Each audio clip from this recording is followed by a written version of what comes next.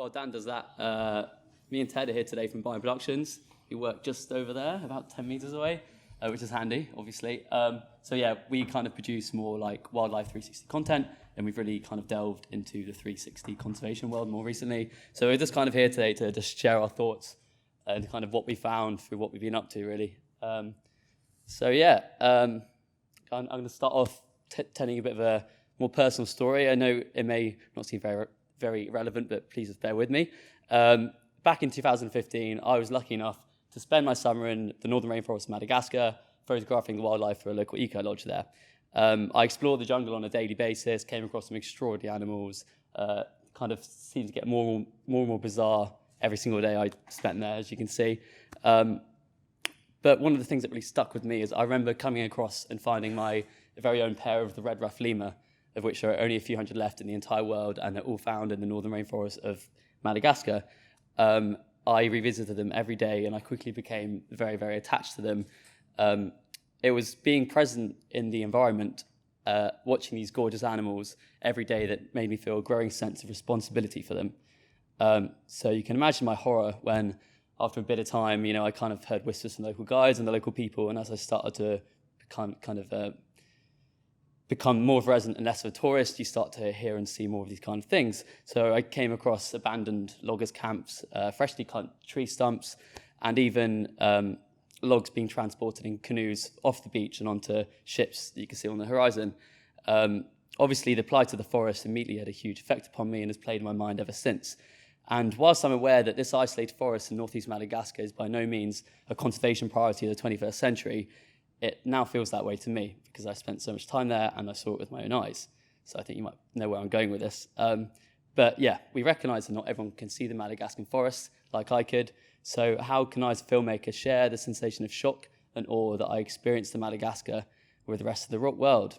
Well, the next best thing at the moment I find is to actually being there is a high-resolution stereoscopic virtual reality film.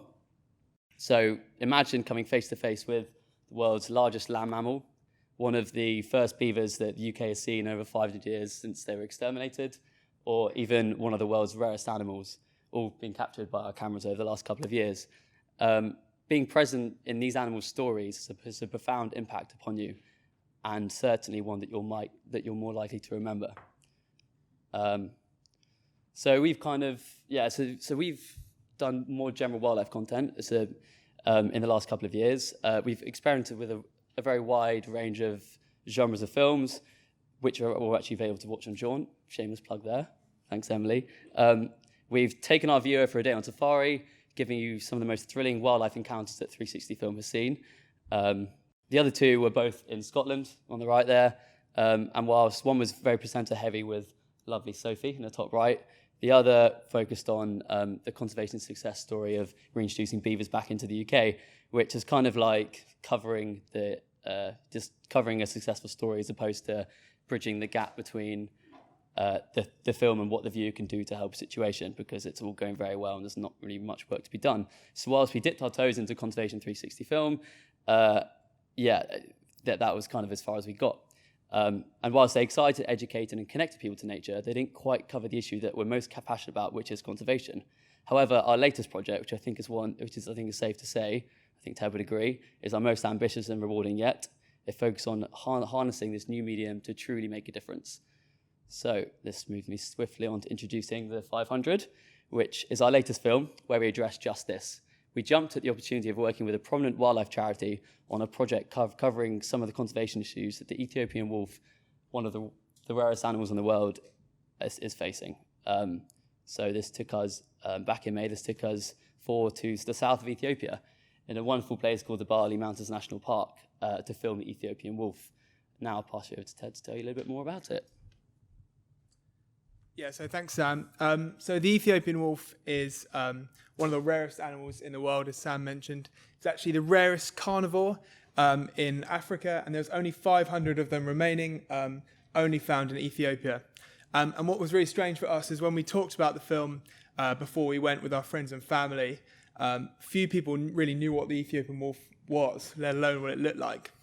So then we realised we had to tell this sort of conservation story behind it. Now, where do we start with a conservation story? Well, nature would happily go on without interference, but conservation storytelling has to be about how humans are interacting with the wildlife around, both positively and negatively. So we really needed a human character to get the full perspective. And that's where Alo Hussein comes in. This is Alo. The film was really centered around him. Alo's a wolf monitor, and he basically spent the last 30 years tracking the wolves and providing invaluable observational data to scientists in Ethiopia and in Oxford at Oxford University. And we were all, 4 of us that went, we were all completely blown away by Alo's dedication to the wolves. He made so many sacrifices for the sake of the wolves. And as soon as we sort of found out about Alo in our research stage, we wanted him to be our star. And we wanted to tell his story. And fortunately, he happily obliged. Now, this is a little sneak peek of our film. It's just a few clips that we put together yesterday to sort of whet your appetite.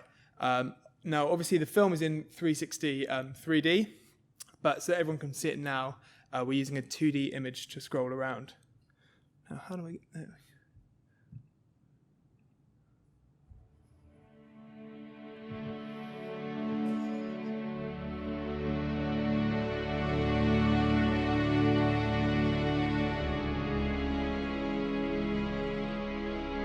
So this pack was the Magiti pack, which we were really lucky to film for about 3 weeks.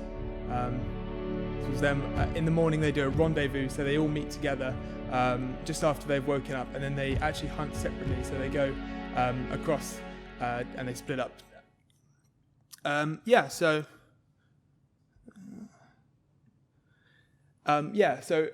Both Alo and the wolves live in the Bali Mountains National Park, which you got a sort of sneak peek of in that sort of trailer. It's a really incredible place, as we've hopefully hinted at in those shots. Few tourists really ever get to go there. In our 3 weeks, we spent 3 weeks there, and we only came across 2 other Western tourists. So very, very off the beaten track. In fact, it was really difficult to get to as well. It took us 8 hours to drive from Addis Ababa, which is the capital, just to this little village called Dinsho. That's sort of the gateway to the park. And then from there you have to take a 4x4, which takes about 2 hours just to get into the park itself. So very, very remote. It's also very, very high. It averaged around 3,500 meters high, so we had to have our altitude pills. And I think it's probably the most remote place I've ever been to. And it's certainly no running water, no Wi-Fi, anything like that. So we had to do the whole production without any of those necessities. So we realised that the majority of our viewers will never get to go to the Bali Mountains National Park. And so we really think this is the perfect place to transport someone to in VR. It's visually dramatic from all angles and absolutely stunning. But sadly, few people will ever get to see it themselves.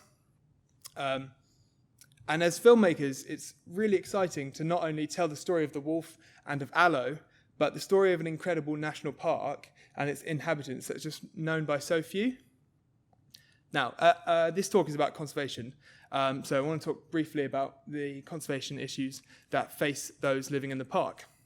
Now, the national park has really, really fertile grazing land, and this is great for nomadic pastoralists, but they bring a lot of problems with them. Firstly, overgrazing from livestock, like this cow here, is a major issue for all of the wildlife in the park.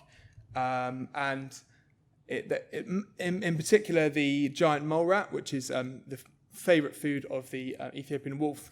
But secondly, what we were sort of covering was the fact that with the farmers and with the shepherds come many, many dogs. And the park is full of dogs, really. And the dogs bring this disease, rabies, with them. And rabies is really quickly spread to the wolves. It's a horrible, horrible disease, and it can kill them instantly within a couple of hours, just enough time for the wolves to pass on rabies to the rest of their pack. And it decimates the whole population. In fact, in 2015, 3/4 of the whole wolf population in Ethiopia were killed by rabies. And it's an absolute heartbreaking disease. And when there are only 500 wolves left, a bad outbreak of rabies is a total disaster. So the local charity that we worked with on the ground, called the Ethiopian Wolf Conservation Programme, does a really fantastic job, both vaccinating local dogs and orally vaccinating the dogs. orally vaccinating the wolves. And not only does their work benefit the wolves, but it benefits humans too. Rabid dogs can easily spread the disease to humans. In fact, Ethiopia has one of the highest death rates of rabies anywhere in the world, and at least 3,000 people die of it per year. That's an underestimation. They think it's way more. And that's actually 5% of the global rabies deaths. So it just is shocking how bad the disease is for everything in the area. And one of the other things that we realised when we were out there was that these vaccines that they were giving to the dogs and to the wolves, they're like human vaccines in the fact that they only last a few years. So the charity's work is never really done. And that's why we decided to make a film about the wolves, really. We wanted to promote this issue and make sure that the whole world got to meet Aloe and see his story, and hear his story even. But crucially, one of the most important things for us to do was to make a film that could be watched by children across Ethiopia. Because conserving all the wolves will never really be effective if Ethiopians aren't interested in and engaged in protecting them. So this is...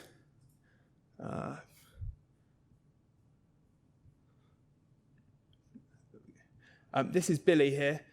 She's actually Aloe's daughter. She was watching the wolves that we'd filmed in 360 for the first time. It was a really great reaction. We were really pleased filming it. And actually, Billy had a younger sister who'd never even seen the wolves before, and so we put her in the headset. She must have been about 5 or 6 years old, and just seeing the wolves for her was, she was absolutely amazed by, and it was really, really sweet, and it was quite heartwarming. But most of the children in Ethiopia, they'll never see a wolf. There aren't any in captivity, and they live, like I said, in really remote locations in the country. So how, as conservationists, can we expect a nation to take care and protect of wildlife that they've never even seen? And so this is where we can use VR for conservation. We're in the process of editing 2 films, one for a Western audience, and one like you guys, and hopefully you'll be able to see it at some point, and one much more purpose-built for an Ethiopian audience. This is going to be complete with an Oromo and Amharic voiceover, which we're having a little bit of difficulty with, but that's the local Ethiopian language. And when we showed, like I said, the footage to Billy, she absolutely loves seeing the wolves up close. And we really plan to utilise the charity that we work with, the EWCP, have this amazing schools outreach programme where they call Wolf Days, and they go to schools across the country and tell the kids all about Ethiopia's amazing wildlife. And we plan to sort of utilise that programme by giving them some virtual reality headsets and sort of taking the film across the country. And that's really where VR and conservation is brilliant. We know that we can't replace nature directly. That's probably not possible. So we think that VR is the next best thing. We want to use VR to sort of foster a sense of awe, wonder, and amazement and respect for wildlife. And that's where it has so much potential, and we're really excited to be using it. So thank you.